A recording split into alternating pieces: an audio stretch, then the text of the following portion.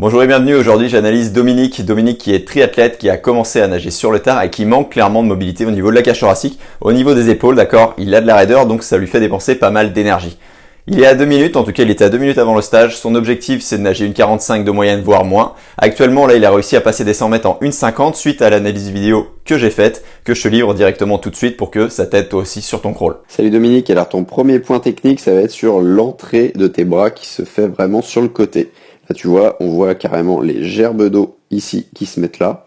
Et pourquoi c'est un problème? Parce que regarde, ton bras là il va du coup de droite à gauche.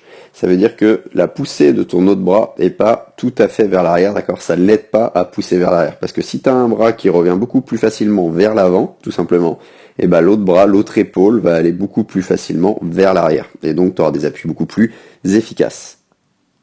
Et donc en plus de ça, tu as le bras, le coude qui rentre en même temps dans l'eau. Regarde, hop, on voit bien ici, la main, le coude rentrent presque en même temps. Et tu vas voir que, boum, là souvent ça fait quoi? Ça fait des bulles.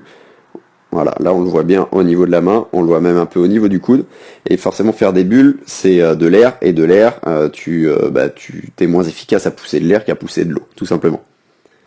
Et le fait de rentrer le bras comme ça, tendu en fait tout d'un coup, ça fait souvent qu'on a du mal à le contrôler et qu'il tombe, d'accord? Bon, pas forcément aussi vite que la flèche rouge, mais tu vois l'idée. L'idée c'est encore une fois d'envoyer le bras vers l'avant et de rentrer le bras par les doigts, par l'avant-bras et ensuite par le coude pour être vraiment plus efficace derrière sur le mouvement qui est sous l'eau, d'accord? Qui est vraiment très en lien avec tout ça. Donc après avoir réglé ce premier point, on va s'attaquer au deuxième qui est le roulis avant. On va chercher à aller prendre de l'eau le plus loin possible en avant de la ligne de tes épaules par ici pour ensuite du coup la pousser loin derrière. Donc c'est pour ça que c'est important de régler le premier point avant parce que du coup le deuxième on va servir de la paume magique hein, forcément parce que regarde ce que ça donne de devant. Hop, t'engages les épaules, hein, ok. Un petit peu en tout cas, mais tu peux vraiment faire beaucoup mieux. Je sais que là-dessus je suis toujours un peu chiant, mais je suis là pour ça. Donc l'idée ça va être d'engager ton bras le plus loin possible devant, de le tendre le plus possible, de manière à ce que ton épaule vienne toucher ton visage, tout en gardant vraiment la tête le plus fixe possible. Hein. Ça va mettre à mal l'alignement, mais un roulis, quoi qu'il arrive, plus prononcé, fait que tu vas chercher de l'eau plus loin devant, que tu peux la pousser du coup sur une plus grande amplitude et aller plus loin à chaque mouvement. Et ça fait aussi que tu baisses les freins parce que l'eau va passer beaucoup plus sur les côtés. Donc même si ton regard est un peu mis à mal, ta tête part un tout petit peu le regard sur le côté, c'est pas gênant dans un premier temps, ça se règle au fur et à mesure des séances. Et donc le fait d'engager un peu plus ton épaule à chaque fois, à chaque séance, loin devant, ça donne le temps de bien pousser derrière et surtout de bien pousser en accélérant. D'accord? Donc on va associer ça, l'engagement des épaules vers l'avant, avec l'accélération de fin de mouvement jusqu'à toucher ta cuisse, comme on l'a vu juste là. Vraiment cette idée de roulis avant plus accélération avec expiration pour te donner de la vitesse et faire en sorte que tu glisses de plus en plus avec le bras en projectile devant et que tu ailles tout simplement de plus en plus loin à chaque mouvement, que tes coups de bras baissent et ensuite que tes chronos descendent.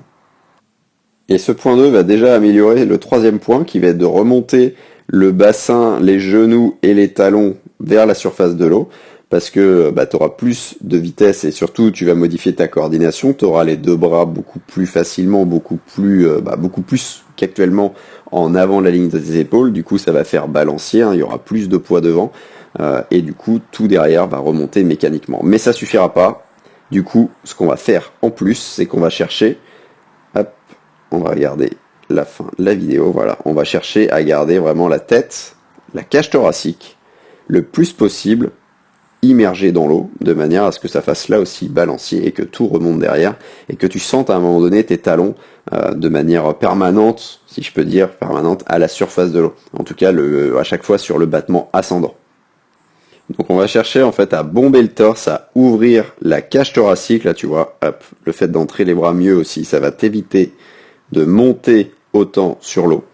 Donc on va bomber la cage thoracique, on va vraiment étirer la nuque pour faire en sorte que tout ça reste dans l'eau. Donc on va vraiment bosser la mobilité, tu vois, donc là ça se travaille forcément en dehors de l'eau. Donc bien mobiliser tes épaules aussi, notamment, et ça va t'aider pour le point numéro 2, mais aussi le point numéro 1, parce que tu auras plus de sensations, tu vois, pour pas rentrer le bras, boum, d'un coup comme ça, pour pas le laisser tomber directement dans l'eau.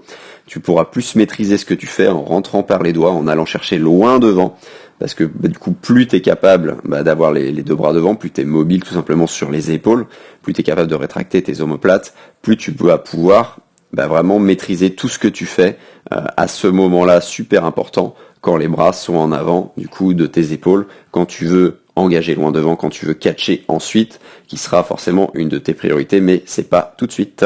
Si toi aussi, comme mes élèves, tu es triathlète et que tu souhaites recevoir les exercices que je recommande particulièrement pour nager plus facile avec plus d'aisance en dépensant moins d'énergie, bref, se sentir vraiment glisser de plus en plus sur l'eau, je t'invite à télécharger la formation offerte que je te mets en lien dans la description où tu vas recevoir 3 exercices que j'utilise régulièrement pour faire passer un palier technique et un palier chronométrique à mes élèves. Et sur ce, je te dis à très vite.